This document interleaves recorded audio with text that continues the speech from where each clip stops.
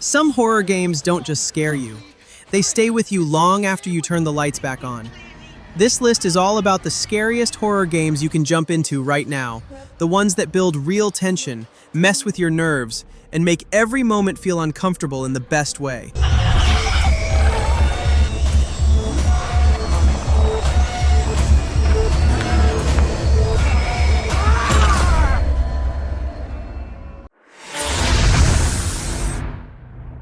Dead Space Remake throws you straight into deep space horror with a heavy, oppressive atmosphere that never really lets you breathe.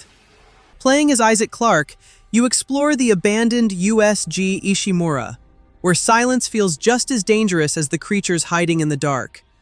Gameplay focuses on strategic survival rather than reckless action. Every shot matters, enemies don't go down easily, and dismemberment becomes the key to staying alive. Upgrading weapons, managing resources, and moving carefully through tight corridors keeps tension high from start to finish. What makes this remake hit harder is how grounded the horror feels. It doesn't rely on cheap tricks. It builds pressure slowly until you realize you've been holding your breath the whole time, which is exactly why it still stands as one of the scariest games you can play right now. Medical Officer Nicole Brennan, medical is overwhelmed. We need help.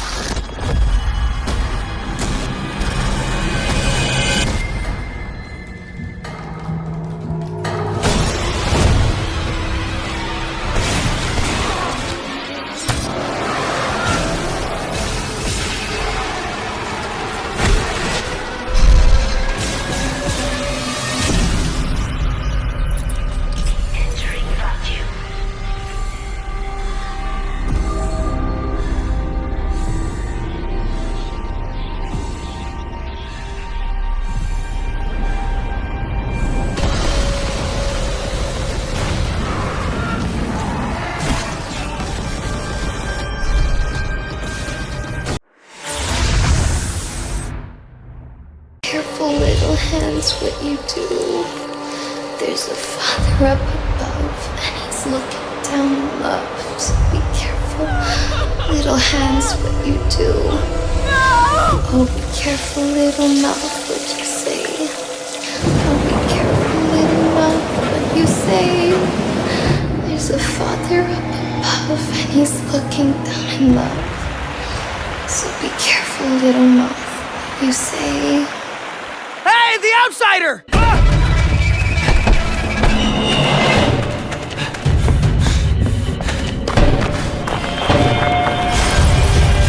Outlast 2 throws you into a brutal psychological nightmare from the moment you arrive in the desert. You play as Blake Langerman, a journalist searching for his wife while surrounded by a cult that feels unpredictable and deeply disturbing. The atmosphere stays heavy the entire time, using darkness, sound, and tension instead of constant action. Gameplay is all about survival without power. You can't fight back, only run, hide, and rely on your camera's night vision to see what's chasing you. Managing batteries while escaping through cornfields, caves, and ruined buildings keeps your nerves tight because one mistake can end everything fast. Outlast 2 doesn't try to make you feel like a hero. It traps you in fear and forces you to keep moving, creating a disturbing experience that hits harder the longer you stay inside its world. This one trip we will never forget.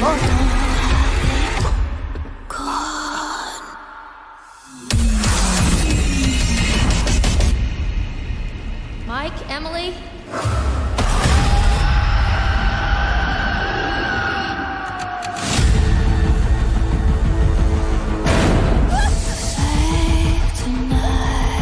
I was down there. You were? It was horrible. I don't want to make hasty decisions that get everyone killed. No! We should stay put right here until dawn. Jessica! You can't let me die!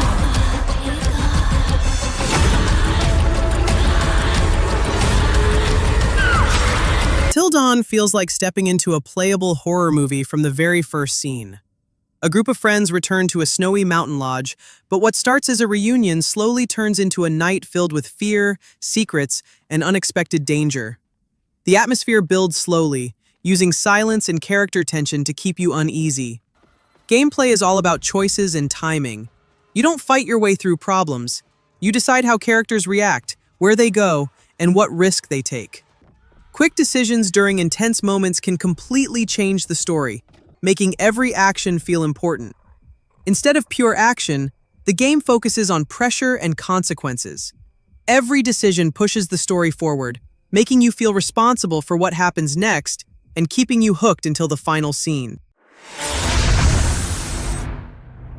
The medium pulls you into a quiet, psychological horror experience where reality and the spirit world exist at the same time. What does a medium do? You play as Marianne, a medium exploring an abandoned resort filled with dark memories and an atmosphere that never fully feels safe. Even in our real Gameplay world, focuses on exploration and puzzle solving across two realities.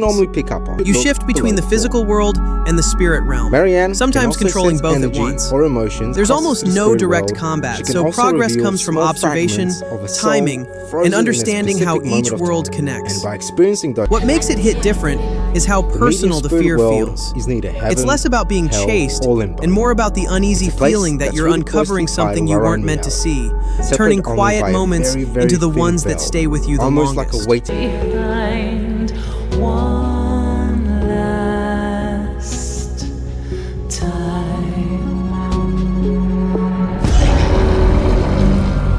You're too late, girl.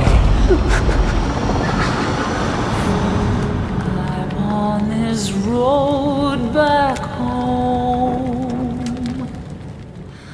Home somewhere across the shore.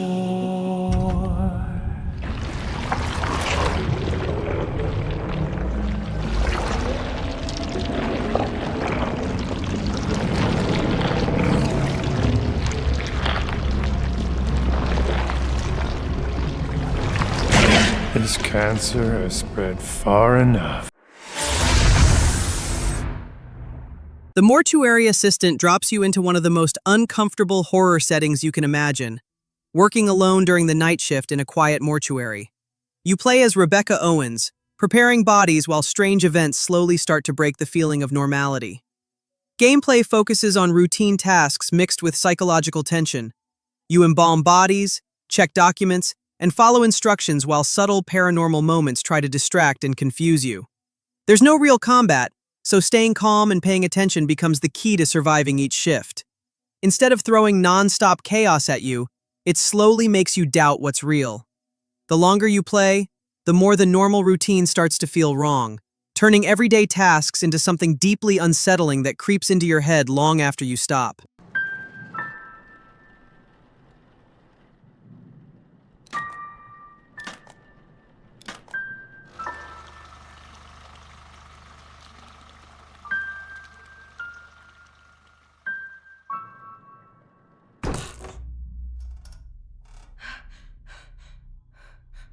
Hello?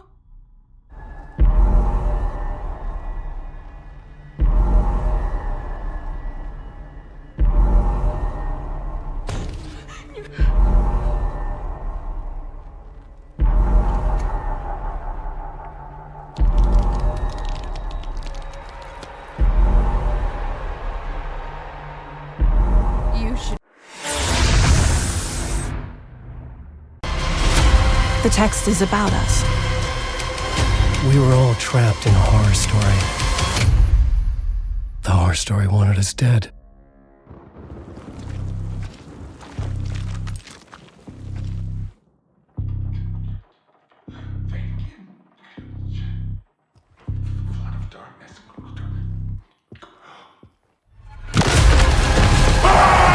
There's something I'm forgetting. Something important. Something's not right!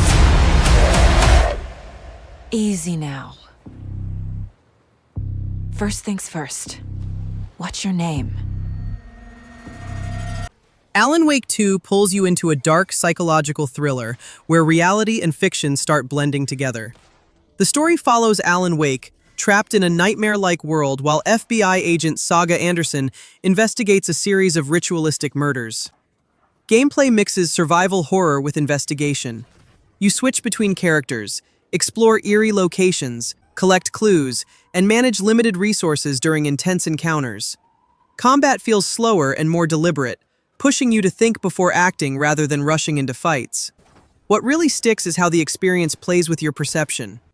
Moments feel calm one second and completely off the next, making you question what's real and what's just part of the nightmare unfolding around you. Yeah, well, how's the search going? This is no longer just a missing person case, Jess. You don't sound like yourself. You okay? No, it's nothing. Bullet, seek. Just talk to me, please. You heard the legend, right? About the witch? Alice, you sure you're doing fine? Jess, I swear, there's something really messed up going on in these woods. Calm down. What did you see? It's hard to explain. Blair Witch drops you into a dark forest where silence feels just as threatening as anything chasing you. You play as Ellis, a former police officer searching for a missing boy. But the deeper you go into the woods, the more reality starts to twist around you. Gameplay focuses on exploration and psychological tension rather than combat. Your dog Bullet helps track clues, sense danger, and guide you through confusing paths. But relying on him also makes you feel responsible for every decision you make. Managing your flashlight, camera, and sanity becomes just as important as moving forward. Instead of chasing big horror moments, the game slowly gets inside your head. The longer you stay in the woods, the more your own choices start shaping the experience, turning fear into something personal rather than just another scary encounter. Was never found.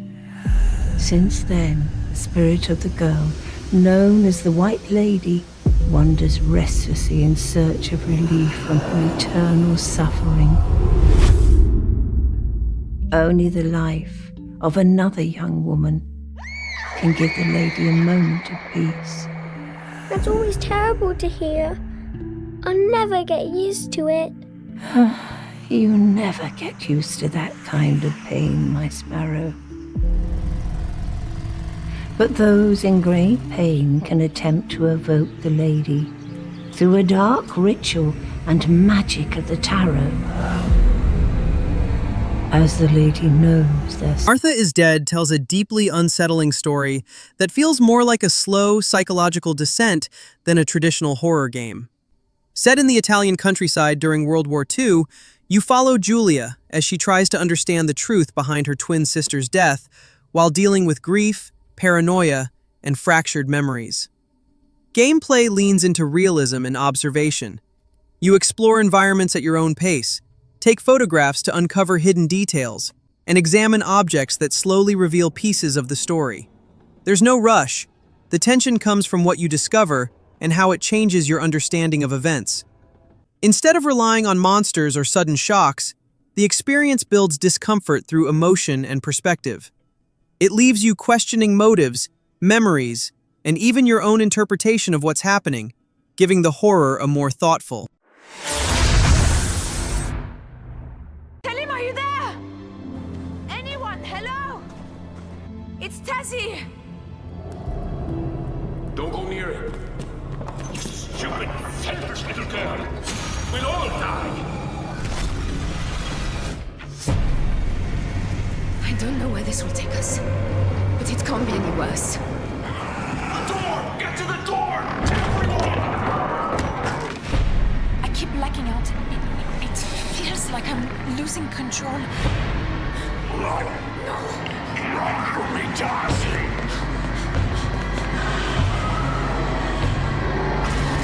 You are not thinking clearly. It can't end this way. Amnesia Rebirth puts you in a lonely desert setting where fear builds slowly instead of jumping out at you. You play as Tassi Trianon, waking up after a crash with no clear memory of what happened, and the deeper you go, the more you feel like something is always close behind. Gameplay is about staying calm and moving carefully.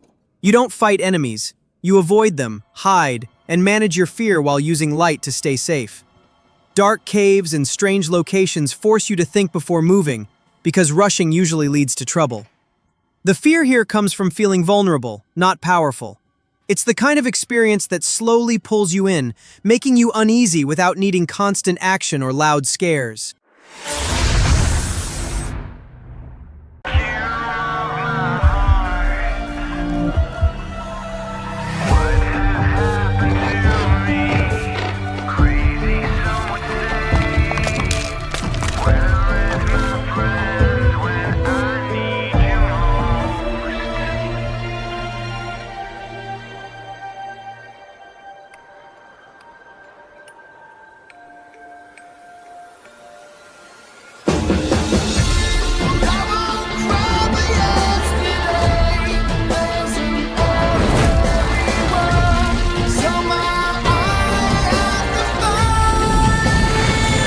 The Evil Within 2 throws you back into a twisted nightmare as Sebastian Castellanos searches for his daughter inside a collapsing virtual world. The tone feels more personal this time, mixing psychological horror with moments of quiet exploration that slowly turn into chaos. Gameplay blends survival horror with open-area exploration. You can sneak past enemies, set traps, or fight when there's no other choice, but resources stay limited enough to keep tension high. Upgrading skills and weapons gives you options, yet every encounter still feels risky if you rush in without thinking. What makes it hit differently is how it balances vulnerability with freedom. One moment you feel in control, the next the world twists into something completely unstable, turning even familiar spaces into places you hesitate to walk through. Layers of Fear pulls you into a slow, psychological nightmare, set inside a constantly changing mansion. You play as a troubled painter, trying to finish a masterpiece, but the deeper you explore, the more reality starts to shift around you. Hallways twist, doors move, and familiar rooms suddenly feel wrong, creating tension without needing loud scares. Gameplay focuses on exploration and observation. You walk through detailed environments, uncover memories, and piece together fragments of a story that feels broken and personal. There's no combat. The fear comes from what you see, hear, and slowly begin to understand. Instead of chasing quick shocks, the experience leans into atmosphere and psychological pressure. It keeps you curious and uneasy at the same time, turning simple exploration into something that feels deeply unsettling without ever needing to rush.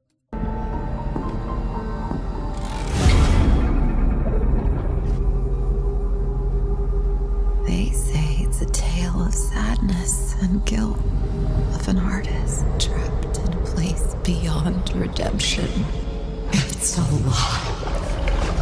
This is a story of my fear, pain, and hatred, of the horror of my loneliness.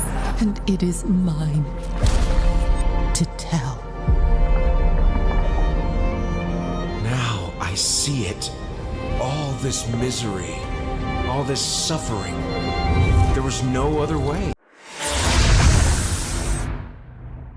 MADiSON throws you into a disturbing psychological nightmare where nothing ever feels safe for long. You play as Luca, waking up in a dark house surrounded by strange rituals and unsettling clues that slowly reveal a much darker story. Gameplay focuses on solving puzzles and exploring carefully instead of fighting. A haunted instant camera becomes your main tool, helping you uncover hidden messages and trigger events that push the story forward. Every action feels risky, because the game rarely gives you time to relax. What really sticks is how personal the fear feels. The longer you play, the more the game pulls you into its twisted logic, making simple puzzles feel stressful and turning quiet moments into some of the most uncomfortable parts of the experience.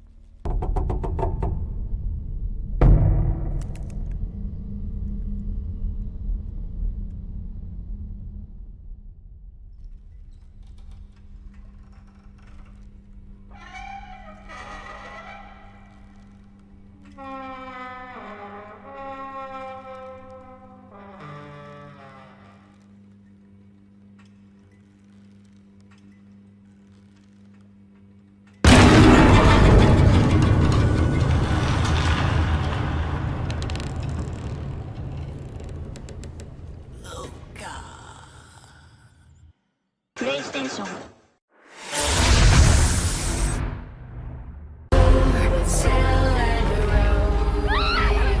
No, leave me alone! Wait!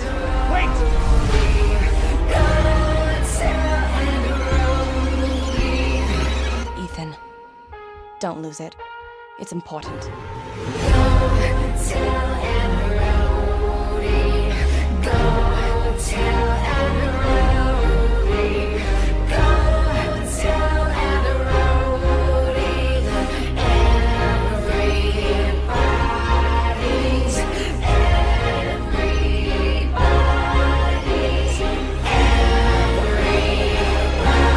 Resident Evil 7, Biohazard drops you into a grounded survival horror story where Ethan Winters travels to a ruined plantation in Louisiana, searching for his missing wife, only to get trapped with the disturbing Baker family. The game keeps things personal and uncomfortable, and slow tension instead of non-stop action. Gameplay is focused on careful survival. You manage limited ammo, solve puzzles, and explore step by step while dealing with enemies that don't go down easily. The first-person view makes every hallway feel closer and more intense, turning simple moments like opening a door into something stressful. Even years later, it still hits as one of the scariest modern survival horror experiences. The close perspective and constant pressure make every step feel risky, creating that uneasy feeling that sticks with you long after you leave the house behind. Visage drops you into a slow, psychological horror experience set inside a quiet suburban house filled with dark memories. Inspired by classic atmospheric horror, the game focuses on dread that builds gradually as you explore rooms tied to tragic events. Gameplay centers on exploration and puzzle solving. You manage light sources to keep your sanity stable while uncovering different story chapters connected to the house's past. There's almost no direct combat, so staying calm and paying attention to small details becomes the key to progressing. It stands out because of how heavy and personal the fear feels. If you want something that slowly gets under your skin instead of relying on fast action, this is easily one of the scariest horror experiences you can play right now.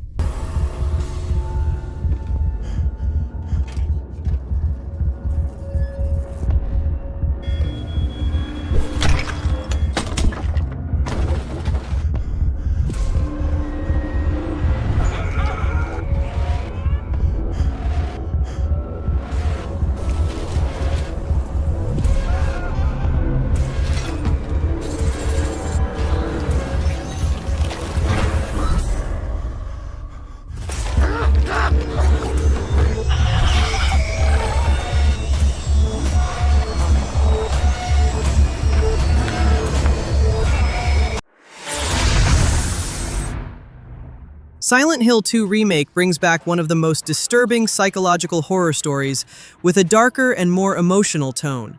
You play as James Sunderland, drawn to the fog-covered town after receiving a letter from his late wife. Gameplay focuses on exploration, puzzles, and careful combat. Movement feels slower and more deliberate, making every encounter with creatures like Pyramid Head feel intense. Resources stay limited, encouraging you to think before fighting and pay attention to the environment.